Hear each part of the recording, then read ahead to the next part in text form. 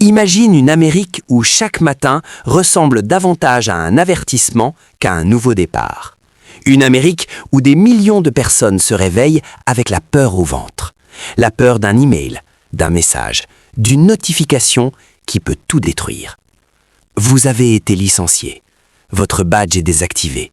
Merci de vos services. Ce message, des centaines de milliers d'Américains l'ont déjà vu au cours des 12 derniers mois. Et pour beaucoup, cette phrase est devenue le déclencheur d'une spirale qu'ils ne peuvent plus arrêter.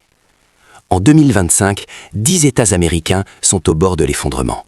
Ce ne sont pas de simples difficultés économiques, mais une combinaison toxique d'inflation, de chômage massif, d'effondrement immobilier, de dettes ingérables et d'une fatigue sociale qui ronge tout le pays.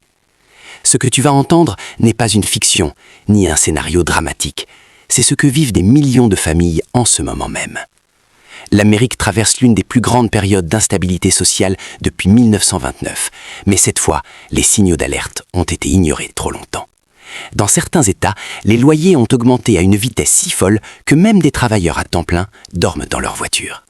Selon des données récentes, plus d'1 million d'Américains ont été expulsés de leur logement en 2024 et 12 millions d'autres sont classés à haut risque d'expulsion. Imagine ce que signifie vivre avec la menace constante de perdre ton toit, alors que le coût moyen d'un appartement a bondi de 32% en seulement 3 ans. Les salaires n'ont pas suivi, les dépenses ont explosé, et le marché du travail, autrefois présenté comme solide, est en train de s'écrouler. En 2024, près de 46% des travailleurs ont perdu ou changé d'emploi dans des conditions qu'ils n'avaient pas choisies. Mais comment en est-on arrivé là ? La réponse ne se trouve pas dans un seul facteur, mais dans une accumulation implacable. La pandémie a mis l'économie à genoux, puis l'inflation a pris le relais. Les entreprises, pour survivre, ont automatisé massivement. Des millions de postes ont disparu du jour au lendemain. Le chercheur en neurosciences Lionel Nakache avait déclaré que lorsqu'une société entière évolue dans un environnement de stress chronique, elle finit par perdre sa capacité collective à prendre de bonnes décisions. Et c'est exactement ce qui s'est passé. Les politiques publiques n'ont pas suivi, les infrastructures sont devenues insuffisantes et les gens se sentent abandonnés. Les États les plus touchés cumulent les mêmes faiblesses, dépendance excessive à des industries fragiles, explosion des coûts immobiliers, services publics saturés, catastrophes naturelles de plus en plus fréquentes et des déficits budgétaires gigantesques. On estime que 7 États américains ont atteint en 2024 des niveaux de déficit jamais vus depuis plus de 40 ans. Les routes sont délabrées, les écoles manquent de financement, les hôpitaux ferment et les villes deviennent des pièges économiques pour ceux qui y vivent encore. Pendant ce temps, de grandes entreprises continuent d'annoncer des licenciements massifs. Près de 900 000 emplois ont été supprimés en 2024 dans les secteurs du commerce, de la logistique, de la finance et de la technologie. Et ce n'est pas fini. Les analystes estiment que plus de 1,5 million de travailleurs pourraient perdre leur poste d'ici fin 2025. Ce n'est pas une statistique, c'est un père de famille qui ne sait plus comment payer l'école de ses enfants. Une mère célibataire qui se retrouve à choisir entre payer le loyer ou acheter de quoi manger. Des jeunes diplômés qui se retrouvent piégés par des dettes étudiantes impossibles à rembourser. Et quand tu perds ton emploi dans l'Amérique d'aujourd'hui, tu risques aussi de perdre ton toit. Tout est lié. Les loyers augmentent plus vite que les salaires, les entreprises immobilières achètent des quartiers entiers pour les transformer en logements de luxe, et les habitants historiques sont expulsés vers des zones où il n'y a rien. Pas d'emploi, pas de transport, pas de sécurité. L'urbaniste américaine Ellen Parker a expliqué récemment que le Midwest et une partie du Sud sont en train de vivre une migration inversée, où les classes populaires sont repoussées loin des centres économiques, ce qui aggrave la pauvreté et la précarité. Et c'est exactement ce que montrent les chiffres. Dans certains États, les files d'attente pour les banques alimentaires sont 3 fois plus longues qu'il y a 2 ans. Des milliers de familles dorment dans des motels, des parkings ou dans des abris d'urgence surpeuplés. Et pendant ce temps, les prix continuent de grimper. Le coût moyen d'un panier alimentaire a augmenté de 6% depuis 2020. Le carburant, indispensable pour aller travailler, coûte parfois plus cher que ce qu'un salarié gagne en une journée. Tout est devenu disproportionné, tout est devenu instable. Mais il y a un autre problème, plus silencieux, mais encore plus dangereux, la santé mentale. Le stress, la sécurité financière, l'instabilité du logement, tout ça détruit la capacité de millions d'Américains à tenir debout. Des neurologues et des psychologues le répètent depuis 3 ans. Les crises sociales prolongées affaiblissent les fonctions cognitives, augmentent les risques de dépression et rendent des sociétés beaucoup plus fragiles. Les Américains vivent littéralement à flux tendu émotionnellement. Le cerveau humain n'a jamais été conçu pour supporter ce niveau d'incertitude permanente. Et cela se voit partout, dans la violence, dans la hausse des addictions, dans la fatigue générale. Les 10 États qui s'effondrent en 2025 partagent tous ce point commun. Ils atteignent un seuil où les systèmes ne peuvent plus absorber de nouveaux chocs. Le moindre événement, une tempête, une fermeture de grandes entreprises, une hausse d'impôts, peut déclencher un chaos social. Et ce chaos, on commence déjà à le voir. Les files d'attente dans les agences de logement explosent. Les écoles signalent des taux records d'élèves sans domicile stable. Les hôpitaux vont arriver des patients qui ne viennent plus pour des maladies spécifiques, mais pour de l'épuisement. Et puis il y a les jeunes, une génération entière qui devait incarner le futur, mais qui se retrouve en première ligne de la précarité. Plus de 40% des 18-30 envisagent de quitter leur état d'origine. Certains projettent même de quitter les États-Unis. Le pays est en train de perdre sa force vive. Et ça, personne ne l'avait imaginé il y a 10 ans. En 2025, l'Amérique traverse une mutation profonde. Une transformation violente, brutale, silencieuse pour certains, catastrophique pour d'autres. Et ce n'est que la première partie de l'histoire. Car dans la seconde partie, on entre dans les détails les plus sombres. Les États qui craquent un par un, les entreprises qui tirent les ficelles, les chiffres réels qui montrent où tout cela nous merde, et surtout, ce qui pourrait arriver dans les 2 prochaines années. Ce que beaucoup d'Américains ne savent pas encore, c'est que l'effondrement que vivent ces 10 États n'est pas seulement économique, c'est un véritable changement de civilisation. Car lorsque les fondations d'un pays se fissurent, ce n'est jamais uniquement à cause d'un chiffre, d'une statistique ou d'une nouvelle politique. C'est l'ensemble du système qui se désagrège peu à peu, laissant derrière lui une société qui ne sait plus où elle va. Et 2025 est l'année où cette vérité devient impossible à ignorer. Les premiers signes de l'effondrement apparaissent dans les États les plus fragilisés, le Nevada, l'Arizona, la Louisiane, le Mississippi, mais aussi la Californie, l'Oregon, l'Illinois, New York, le New Jersey et le Colorado. 10 États différents, 10 réalités différentes, mais une même trajectoire. Les familles s'en vont, les entreprises réduisent leurs effectifs, les loyers explosent et les infrastructures ne suivent plus. Les écoles perdent leurs enseignants, les hôpitaux perdent leurs infirmières, les commerces perdent leurs clients. Et le plus inquiétant, c'est que la fuite n'est plus seulement économique, elle est psychologique.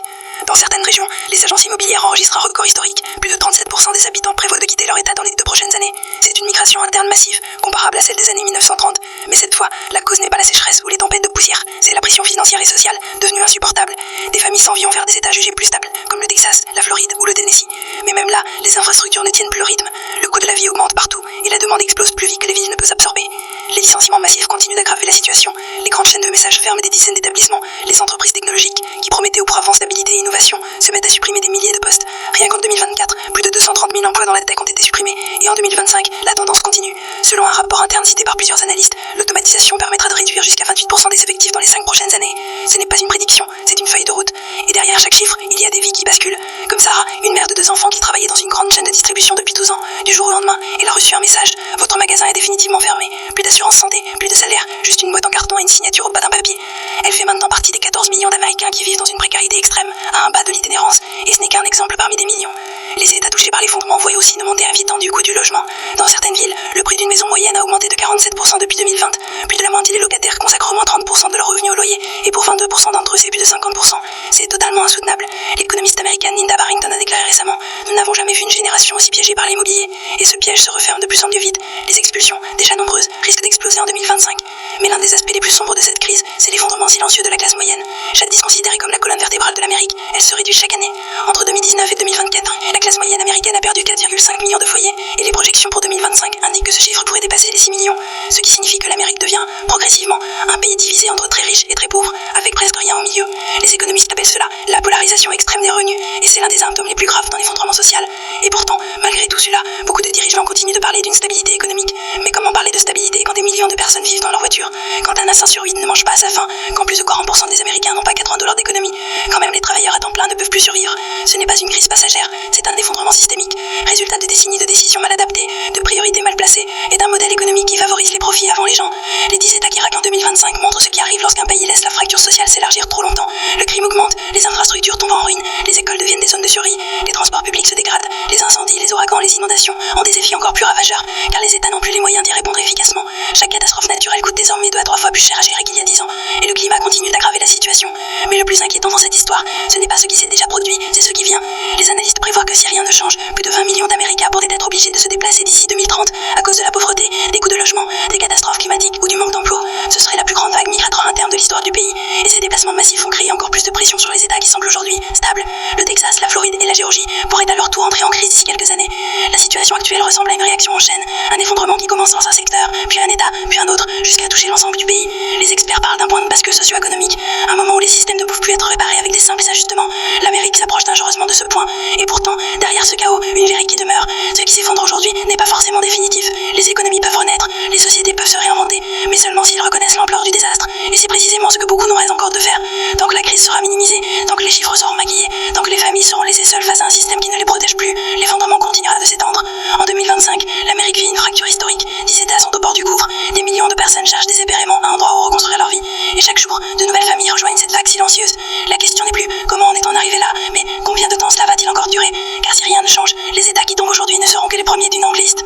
Ce qui se passe en ce moment n'est pas une crise passagère, ni un simple ralentissement économique. C'est un avertissement, un rappel brutal que même les plus grandes nations peuvent vaciller quand elles oublient ceux qui les composent. Et si l'Amérique veut éviter un effondrement plus profond dans les années à venir, elle devra faire face à cette réalité. Reconstruire une société commence toujours par protéger ceux qui n'ont plus